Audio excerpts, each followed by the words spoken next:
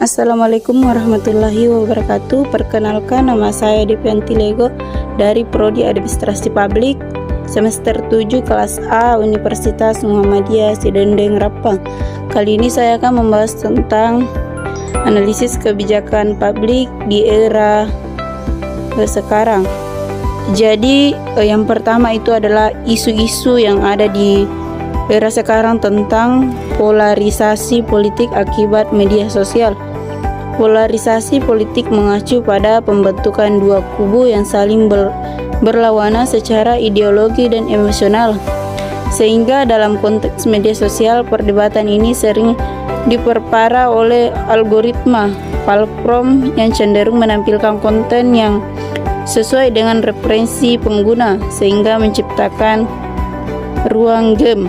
Jadi kenapa kemudian alasan kita harus menghindari polarisasi politik di media sosial? Dengan keretakan sosial yang berkepanjangan, alasan utama dalam kebijakan ini perlu diterapkan adalah untuk mencegah keretakan sosial yang dialami lebih dalam. Polarisasi politik yang tajam berpotensi memecah belah masyarakat menjadi kelompok-kelompok yang tidak bisa lagi berdiskusi atau bekerja sama. Situasi ini tidak hanya merusak hubungan sosial di antara negara, tetapi juga menghambat proses demokrasi itu sendiri. Ketika masyarakat terpolarisasi, keputusan politik cenderung diambil berdasarkan emosi dan loyalitas kelompok, bukan berdasarkan argumentasi rasional atau bukti yang objektif. Yang kedua, pendapat tentang isu polarisasi politik yang ada di media sosial. Isu ini perlu diatasi melalui kebijakan publik. Dalam isu polarisasi politik ini berakibat dalam pengguna media sosial yang tidak sehat, yang merupakan masalah serius yang harus ditangani melalui kebijakan. Kebijakan tersebut mencakup beberapa aspek, yaitu regulasi media sosial, pendidikan literasi digital, dan kontrol pada kampanye politik. Jadi dampak jika isu ini dibiarkan tanpa kebijakan isu polarisasi politik ini, maka intervensi kebijakan yang jelas dampaknya bisa merugikan dalam jangka panjang. Yang pertama itu adalah instabilisasi sosial. Polarisasi yang berlarut bisa menciptakan ketegangan sosial yang semakin meningkat. Dalam situasi ekstrim, konflik di media sosial dapat merembet ke dunia nyata, seperti yang pernah terjadi dalam beberapa kasus politik kerusuhan di berbagai negara.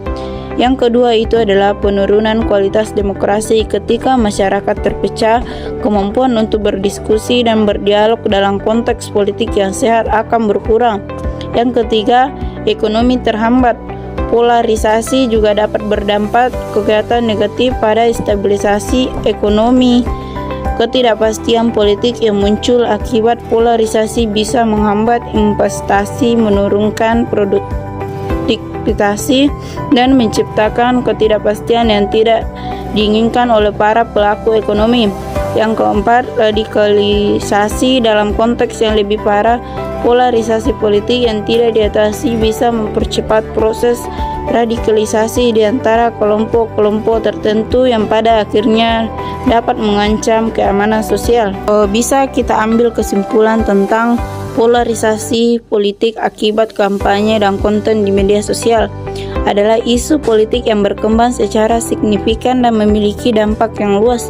Dengan munculnya hoaks, informasi, dan ujaran kebencian, masyarakat dapat menjadi lebih pecah.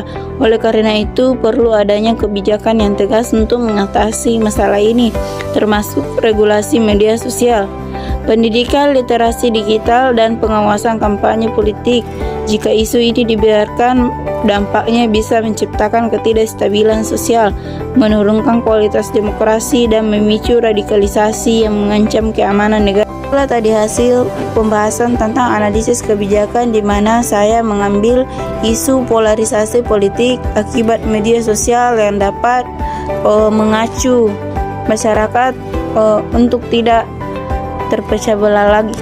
Sekian dari saya. Assalamualaikum warahmatullahi wabarakatuh.